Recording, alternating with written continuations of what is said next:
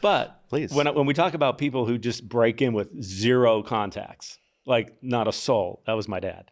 So he was the first to get in Oh yeah, this is great. with nothing. So he quick story. Yeah, this is great. No, I love but this this story. is like, he did it.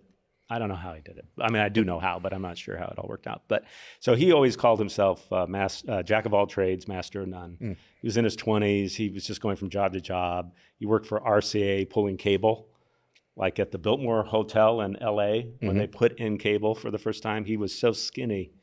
He was the only one who could fit in between the floors. He'd say, like, if my head could fit into a space, my whole body could.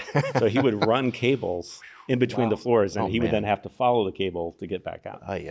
So, he had his own TV repair shop. He ran out of the garage, and he would, like, take parts out of the toaster and stuff to fix. And did he learn that himself? Like, did he learn how to do that? That's amazing. Didn't go to college, all self-taught. Wow. And my mom would have cake batter for dinner because it was cheap and she liked the taste. But anyway, so she saw an ad in the LA Times for an engineer at CBS. And it was like an open call type ad. So she said to my dad, "You got to go to this." He's like, "What are you I don't know anything about engineering."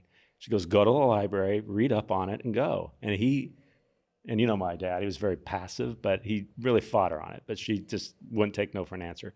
Goes to the library, gets a book on engineering, goes to CBS, takes the test. They call him in and they say, "You score the highest on this test than anyone who applied." Amazing. Wow. Yeah. So he gets the job as an engineer at CBS. Within a year, he's in the tape operating room. And this is when there was 2-inch tape, and it was he started using, and it's in the book, but all the kind of little MacGyver hacks he would do on the machines to make them do certain things. One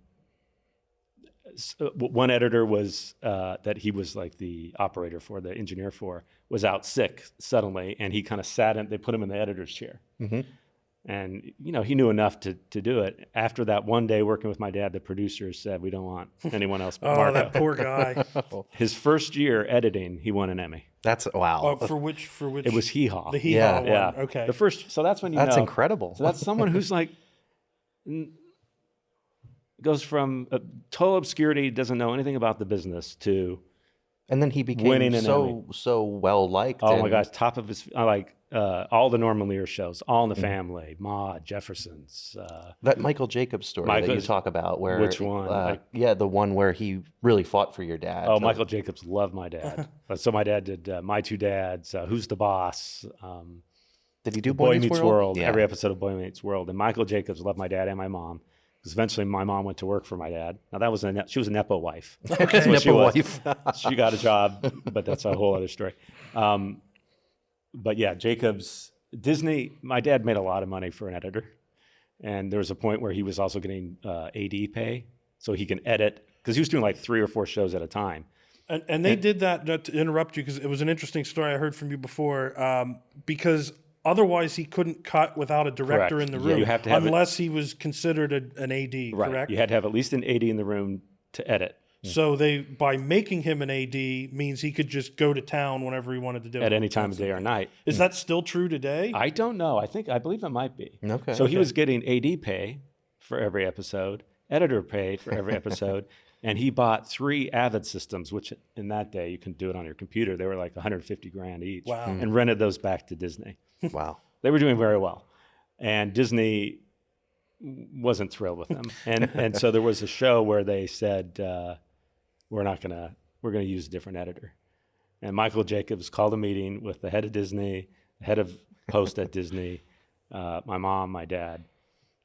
And he just walked into the meeting. He waited till everyone was there. He walked in and he said, "Marco's editing my show, or I'm not doing the show." Wow. That's the only thing he said. He kissed my mom on the cheek and he walked out. Wow. That's incredible. And they said, "Okay then." He was so, and he has a reputation. I've never worked with him, and he was so sweet to my parents. But he has a reputation of being that kind of difficult person to work with. But when my dad passed, my daughter was younger, and they did Girl Meets World. Mm-hmm. We wanted to go see taping, and we went to see taping, and we were in the audience, and he came up into the audience and pulled me aside and just said the sweetest things about my dad. That's so nice. Yeah. I'm gonna get emotional, awesome. but yeah, Yeah. That's very really nice. Great. That's great. Well, no, But anyway, so that's saying that's someone who did it without So you can do it both ways. Yeah, sure. Yes, I rode the coattails a bit, but but he made it for himself. Made it for himself. Yeah. And it's interesting because, like you say, like your dad would not want you to be on the floor, right? If you're going to go in the factory, he'd want you in the air conditioned office or something. My dad was the same way. Yeah. So I said, teach me how to edit, because I knew, just going off the name, I'll get work. And he's like, absolutely not. You need to be above the line. Okay. I don't want you to be below the line. And Wow. I really kept pushing him, and he said, if you're not writing in 3 years, I'll teach you how to edit. Okay. And it was, so he never taught me. And then and no looking back from No. him. Can we be friends?